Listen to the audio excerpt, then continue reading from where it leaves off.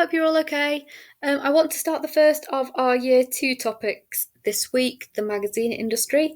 For this, we have to study two magazines, Woman's Realm from 1963 and Huck from 2016. For this topic, we have to study about 10 pages from each of these magazines, so I'll be going through with you over the coming weeks an analysis of those pages there. Before we start, though, I just want to give you a structure of the second exam. So the second exam is going to be 2 hours and 30 minutes long. It covers 3 sections, so TV, magazines, and online. And you could have either 1 or 2 questions per section. So each of those sections is worth 30 marks, and you have to answer all of those questions that come up for your topic. So you'll either have 1 or 2 questions for those 3 areas. The good thing about this exam is there's only 6 texts compared to the kind of 9 or 10 that we had for the first exam, and all of them will come up for the exam. So there's no kind of waste with this exam. Everything that you study will be covered in the exam. Questions can cover any of the 4 theoretical framework areas, so media, language, rep, industry, or audience could come up for any of those questions, which is why there's only 6 topics, so we have to do them in a bit more depth.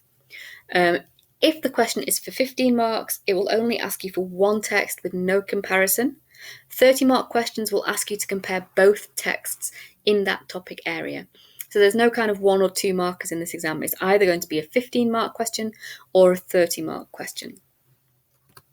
So this is how it could look. So for example, for section A, we have to do TV in the global age, and our 2 texts are Humans and the Returned, Series 1, Episode 1 for both of those.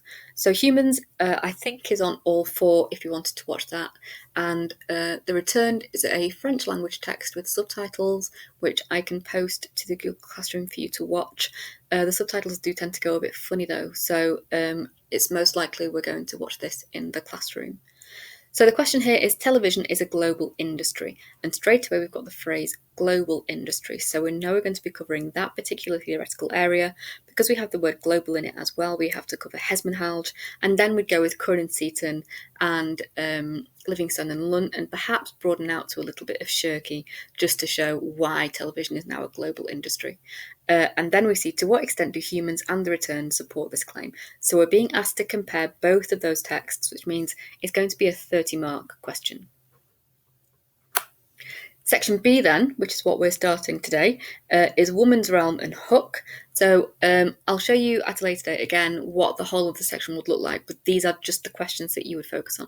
So we'll see here that we actually have 2 15-mark questions, 1 for Woman's Realm and 1 for Huck. So the first question is, discuss the influence of historical context on representations in the set edition of Woman's Realm.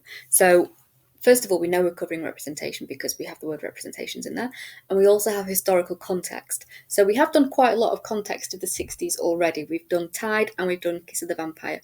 So we know what the UK was like in the 1960s in terms of things like the second wave of feminism, women entering the workplace, the post-war boom, differences in fashion, the Beatles. We know about all of that. And what we'll need to see is whether any of that is evident in Woman's Realm. And then the second question, you have to answer both, remember, is explore how the set edition of Huck conveys viewpoints and ideologies. So viewpoints and ideologies is a term from Jean Baudrillard, who covers postmodernism and hyperreality. So that means that this must be a media languages question. Now that's a bit trickier to figure out, but if you have a good understanding of the theory, that phrase comes up quite a lot in these exams, viewpoints and ideologies. So as long as we have a really strong connection between that phrase and Jean Baudrillard, we know this is going to be a media languages question. And then here we have 2 15-mark questions. So rather than 1 30-mark where we compare the both, here we have 2 separate 15-mark questions where we are not required to compare. So don't stray beyond the set text. Then we have section C. It says here Zoella and attitude. For you, it's going to be slightly different. It's Zoella and Zoe Sugg. So we study the persona, and then we study her more natural persona as well. And here again, we see 1 30-mark question. There will also be on this exam 1 question with a named theorist, which we see here. Clay Shirky argues that audiences in today's online age are no longer passive consumers of media content. So we know that to be true because we've done this lots and lots. We've seen kind of Jenkins talk about fandoms and audiences making things go viral, so organic amplification. We're seeing it happen at the moment with this organic amplification of human rights issues and the Black Lives Matter movement worldwide. So we can absolutely answer this question if we have a good understanding of Shirky. Evaluate this end of audience theory and refer to Zoella and the Attitude website to support your answer. So it's asking you refer to all of Zoella and then in terms of Attitude, which is an online magazine, just the website to support your answer. And that again is a 130 mark question. Don't worry about that just yet. We haven't come to that topic yet. It all becomes clearer as we study it. So that's basically the setup of the exam. So in this little presentation, I just want to do an introduction to the magazine industry and give you a little bit of work to do this week. So the first thing we're going to look at is our magazine conventions. Those of us that are doing the film brief for coursework, if you go back onto the Google Classroom and watch the presentations for the double page spread analysis and the advertorial analysis as well, that will give you a good understanding of the codes and conventions that we see inside magazines. All of us, though, will need to know what our front cover conventions are, and I'll be taking you through that today. So those of us that are on the magazine brief for coursework will have to watch the magazine cover conventions, which I'm going to go through now, and then at a later date, I'm going to ask you to use that analysis to analyse 3 front covers that you like. Once we've done the conventions, we're going to move on to the magazine industry. So I'm going to take you through the mainstream and independent magazine industry, and I'm going to do a little bit of application of the theory just to help you get back in the swing of how to use that theory. And then for the context, I want you to do that. So that's going to be your work for this week. Create the context presentations and send them over to me. So first of all, magazine conventions. So I've got 3 front covers here. I've got Enemy, Clash and 442. So 3 very different stylistically magazines. Enemy and Clash kind of have a little bit of crossover. Enemy is purely music and very clear in terms of genre. Clash is a lot more open. It's music, fashion and film. And we see things from the 1975 to the Wu-Tang Clan in there, as well as Henry Holland, a fashion designer. So very, very different in terms of genre. And then we see 442, football magazine, focused on the Premier League and European football. And then we see Harry Kane on the front there with these hands kind of grabbing him. A little side note, those of us that are doing magazines, particularly those of us that are doing sport, the 442 magazine with Harry Kane here is really nice to do for a cover. Obviously, we'll have to do it using social distancing measures, but something like this could work really nicely. So the main conventions that we have on a front cover are, first of all, the masthead. So this is the title of the magazine, which is in the same position, the same size, the same font, every issue. It might change colour, but the place and the size and the font will never change unless they have a complete rebrand. The font of the masthead as well will be reflected in other parts of the magazine. So perhaps the headings on the cover lines, the headlines inside the magazine, that font will be consistent to create that connected brand identity.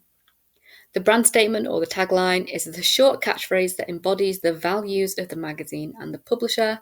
So Cosmopolitan is for fun, fearless females. Clash is music, fashion, film. You have to have one of those on your magazine. That's in the brief. You need to have 4 cover lines. So those are the features that are on the cover with subheadings. So this extra information is anchored to the main cover line, and I'll show you that in a few minutes. You're then going to have a strap and a banner. So a strap is a continuous band of text that takes up the width of the page, which usually anchors the main image. So I'll show you an example of that again at a later date. We don't have that on these 2 magazines, but it's nice to know what it is. So it's normally a band of text. It could be canted, so it could be slightly slanted, that takes up the width of the page, that anchors that main image. So it's like a strap holding in that image.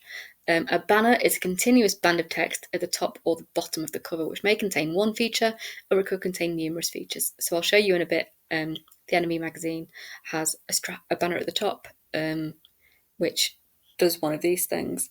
We then have a button or a pug, which is a circle or a shape of text containing exclusive information or a unique selling point. And this is also usually in an accent colour. So it's normally in a colour that stands out and opposes the other colours on the page, just to draw the eye in. We then have something called a house style, which is the consistency of fonts, mode of address, style of photography, and layout for each issue. So you have to have a clear house style across all of your pieces when you do your coursework, first of all, but here we'll see how that house style is continued across all of the pages for Huck and Woman's Realm. The F zone and the Z line we've come across before. The F zone is when you position your text and your features to benefit readers who scan the page in an F shape, so left to right, across the top, down the left-hand side, and across the middle, to help us scan and find that information. We also have the Z line, which we're well familiar with, reading the page in a Z shape in order to gain the most information. We have the star, which is the subject of the main image and also the largest cover line. So the largest text, aside from the masthead, should be about the star. And then we have the mode of address, which is the voice of the brand. So is it rebellious? Is it instructive? Is it formal? Is it friendly? Is it sisterly, brotherly? Is it kind of heteronormative? As well as whether things like the star is looking at the camera. So what is the mode of address of the picture as well? So moving on, we've got our first one here, this cover of Enemy with Mark Ronson.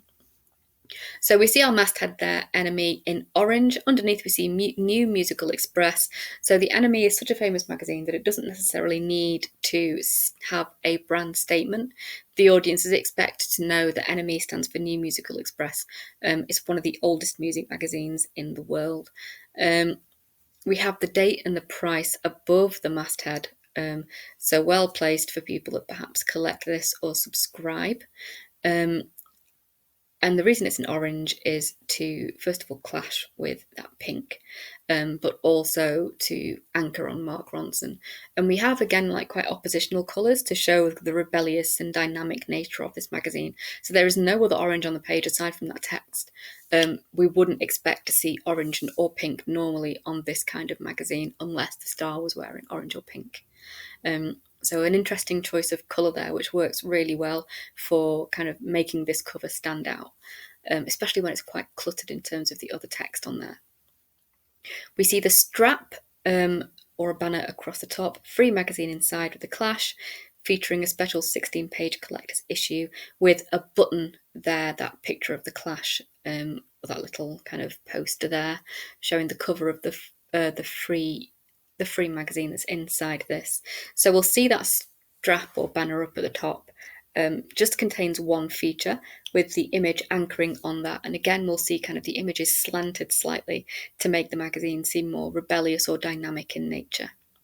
If we look at the bottom where it says Plus, Claxons, Brandon Flowers, MIA, Alan Moore, Woo Life, down at the bottom there we see another banner, but this time we have lots of different features, all delineated by that orange line showing where the text or the feature ends and the next one begins. So there's two options for a banner or a strap here. Both of those things help you fit more content on the page. In terms of our cover lines, we've got Bombay Bicycle Club, Interpol, and Best Coast and Waves.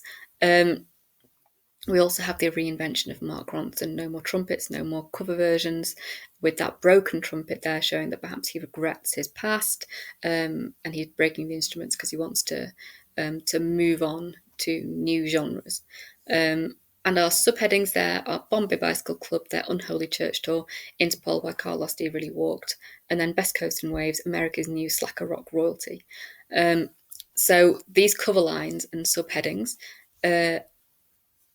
kind of create enigma, but also almost rhetorically ask the audience to engage with the text. So why Carlos D really walked, that word really creates an enigma. So it's almost like this magazine is going to hold a secret for you. So that's why the subheadings on there kind of offer that enigma. We'll see a combination of sans serif and serif fonts on this. So we know sans serif fonts are modern, they are bold, they are intelligent, but we see this serif font here, like where it says New Musical Express, their Unholy Church Tour. And like I was saying before, The Enemy is one of the oldest magazines on the market, so that serif font there kind of demonstrates that heritage and that quality of journalism there. In terms of anchorage, we see the words Mark Ronson anchored on that person, so we assume that he is Mark Ronson. We see the reinvention and the broken trumpet, the direct mode of address and the denim jacket, all acting as codes for what this man is doing, and that word reinvention there showing that he's perhaps breaking away from his old genre. So that's kind of an analysis of one front cover. Let's move on to the clash. So we've got clash here, like it says, music, fashion, film up at the top. So that would be the brand statement for this text. We see, once again, sans serif fonts here, very white, very clean. An unusual close-up image of Matt Healy from 1975 looking up, and we see the light hitting his eyes. So if you're going to do something like this, you're going to have to think very carefully about your lighting and how you light this particular star. It says working on the dream in 1975. Down underneath there where it says in 1975, we have this unusual 3D backdrop or 3D drop shadow on those words, which we don't see on the rest of the page, again to show that this is kind of forward-thinking, modern, rebellious. And then we see, very strangely once again, all our features anchored on the star's face, and also not justified to the right or the left, almost shaped around his eye and then around his cheekbone. So it says the fashion issue, Wu-Tang Clan, A$AP Ferg, Jackson, Smith Weston, the Spring Summer 14 collections, Peter Jensen and Henry Holland. So we have people that perhaps cross over genres. So Henry Holland, popular at the start of the noughties, did a lot of work with people that were in the indie music scene at the time. Wu-Tang Clan, very famous rap collective who kind of branch out into fashion and film, and then all of those texts there, those pieces of text, are in this sans serif font, which again demonstrates this is a kind of a genre bending magazine, and a hybrid genre magazine as well. So again, very, very clean in terms of presentation. We'll see the barcode down at the bottom with the price, the date, and other information there on the barcode. So all that information is necessary as well. You do need to have that information on the front cover. Here we have 442. Again, we see the masthead 442. This time it's in upper and lowercase, because to have that all in uppercase would be quite difficult to read. There's way too many kind of vertical strokes in those letters. So that's why it's in lowercase. We can cover part of the masthead because the brand is so famous that everybody knows what it is. We see 10 years on the Miracle of Istanbul with the Champions League Cup being lifted there. So we have 1, 2, 3, 4 images on this front cover. We have 10 years on the Glazers at Man United, which is lots of fun. We see Iron Man at the back down there, which again is unusual for this particular genre. But the masthead is in red to indicate kind of passion and fuel and desire and kind of dynamism and all this kind of forward motion. So the red almost acts as a colour code here, as an action code, sorry. We've got quite a bit of red on this cover as well. So where it says exclusive interview, and then we've got the plus, 12 other breakout stars from Marseille to Memphis. We've got the Glazers, the 10 years on, 10 years on. So this kind of feels like a retrospective magazine. How football cost Labour the election. So lots and lots of things that look back over the last 10 years here, which is very interesting. Again, we'll see the barcode, the price and the date down at the bottom. We'll see the text, come here, Harry. All the text that's on Harry Kane is canted, again to show perhaps movement or action codes. So we have the brand statement, the masthead, cover lines, come here, Harry, subheadings, exclusive interview. We have all this anchored on Harry right in the middle there with a slight drop shadow, and we have several images on this front cover as well with that direct mode of address, the raised eyebrows and the smile on his face. So those are the magazine conventions. In terms of the magazine industry, we have Conan Seton first of all. So I put these bullet points up on the Google Classroom a couple of weeks ago for people that were asking. It's worth printing these off, slicing them up, sticking them in your book or anywhere that you think you need to get these into your head. So they say that the media is controlled by a small number of companies, primarily driven by the logic of profit and power. Now, if we look down at the bottom, I've got 2 boxes there. Woman's Realm, first of all, was produced by IPC, who were a magazine conglomerate, and in the 1960s they were one of the biggest women's market markets or biggest magazine markets in the UK at the time. So they were driven by the logic of profit and power. They did want to dominate the market. Because of that, there's less variety in terms of representation, ideologies and viewpoints that are constructed for the reader. So that media concentration does limit and inhibit the variety that we're going to see in Women's Realm. Huck, on the other hand, is produced by TCO London, who are an independent company. So here, because they are owned independently, there is a more socially diverse pattern of ownership. So they're very different to the rest of the mainstream magazines that are on the market.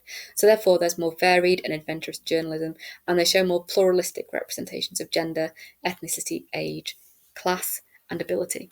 So if you're finding this difficult to get into your head, go back, watch it again, take some notes. Next, we come on to Livingstone and Lunt. So this is the regulation theory. They say that there is an underlying struggle in recent UK regulation policy between the need to further the interests of citizens and the need to further the interests of consumers. So with this in particular, in terms of regulation, we do see evidence in Woman's Realm of the magazine kind of being protected or being censored in some way. The content was regulated to avoid overt mention of the feminist movement in the 1960s because IPC believed perhaps that the second wave of feminism was just a fad, that it was something that would die out, and this kind of status quo, this social hierarchy of men at work and women at home, would once again become the norm. And they say that with the increasing power of global media corporations, together with the rise of convergent media technologies and transformations in the production, distribution, and marketing of digital media, those things have placed traditional approaches to media regulation at risk. So with Huck is published in print and digitally every other month, so 6 issues a year, in over 13 countries. They've taken advantage of changes to the media landscape and the audience habits by making the product available for download on tablet, smartphone, and laptop, which reduces printing and distribution costs. And in terms of media regulation, it is quite difficult to regulate something that is published in another country. So French regulation laws or, Chinese regulation laws might remove pages from Huck or request that the producers change particular words in order to make the publication more appropriate for that particular country. But largely, because Huck is quite a rebellious brand, they don't tend to do that. And then lastly, we've got Hesman Halge. So he says that cultural industry companies try to minimise risk and maximise audiences through vertical and horizontal integration and by formatting their cultural products. So Woman's Realm does have a consistent house style mode of address and ideologies in each issue. They always have their serif font masthead. They always have a number of features on the front cover. But IPC as a company also were buying up the competition in the 1960s. So they were trying to vertically and horizontally integrate.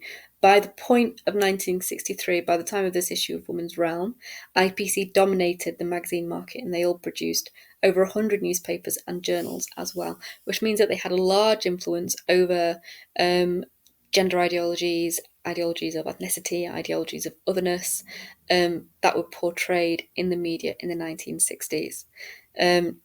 It says that the largest companies or conglomerates now operate across a number of different cultural industries. And while IPC didn't work across as wide a variety as someone like Disney, they did dominate the newspaper, the journals, and the magazine market. Huck, therefore, is formatted to look the same each issue, both in print and digitally, which maximises audience and minimises risk. In terms of operating across a number of different cultural industries, they're also a design and advertising agency, and they've won awards for their design and their advertising and their branding. And they work with brands that embody their paddle against the flow ethos. So Huck is very much a rebellious magazine, and they don't like to do things that match the status quo. They believe that the status quo and this kind of social hierarchy should all be broken apart and rebuilt. So, in terms of what I would like you to do this week, you've got 5 points here. I would like you to present this information for me, either in a PowerPoint or in writing, and take notes and upload it to Google Classroom. I want you to present this research for both Huck and for Women's Realm. So, what significant events took place in the UK and in world politics in 1963 and in 2016? So, in 1963, we had things like the second wave of feminism. In 2016, when Huck was released, Donald Trump had been in office for about a month, so that was going to have a big effect on exactly what was being shown in the magazine. What cultural events were taking place at these times? So, as I was saying, second wave feminism, asylum seekers moving across Europe from Syria, was a big thing in 2016 as well, and we'll see how Huck deals with that at a later date. How was gender represented at this time? And like I was saying before, you've got the bullet points up on the Google Classroom, so you can apply Huck Gauntlet, Hall, and Van Zunen. Were these representations singular or pluralistic, and why? So, who are IPC Media and what was their situation in 1963? So I've just told you how dominant they were of the UK market. And then who are TCO London and how long have they been in business? And what is the background of Huck? So you'll see on the TCO London website or on the Huck website what their background is and why they were born, really, why they were printed in the first place. So that's kind of what I want to do this week.